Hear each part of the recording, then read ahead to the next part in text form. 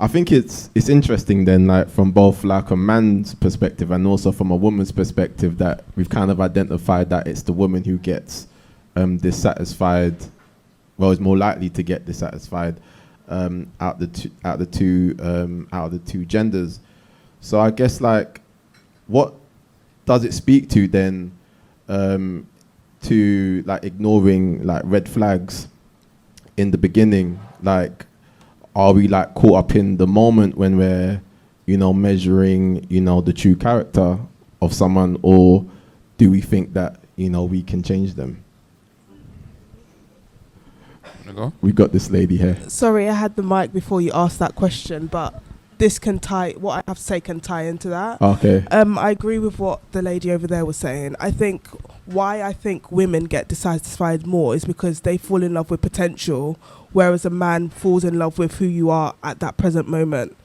They know that's the best that they can get, whereas a woman can always be like, oh, he'll improve on this, I can change him this way. And when they realize that it can't be changed, or the man has reached his most potential, that's when they get dissatisfied. But there's almost an element of embarrassment. Some women would rather be in a relationship than not be in one at all. It's almost seen like the highest rank of value.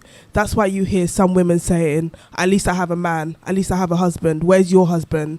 It's almost seen as an insult if you're not in a relationship, if that makes sense. I think that's a really good point. So then on the topic of like potential then, Yeah. like... Even Summer Walker said it. Yeah, no, she has a whole song dedicated to it. But I was going to say is then on the topic of measuring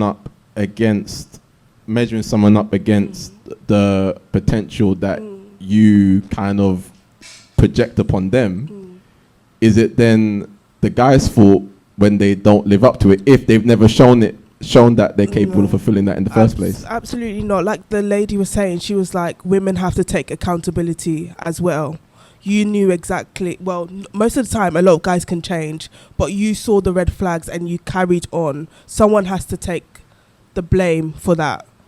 And if you saw those red flags, you can't just go crying and saying, that's when women have to put themselves first and be like, this person's not the person for me. I might have feelings for him, but in the long run, this is not good for me.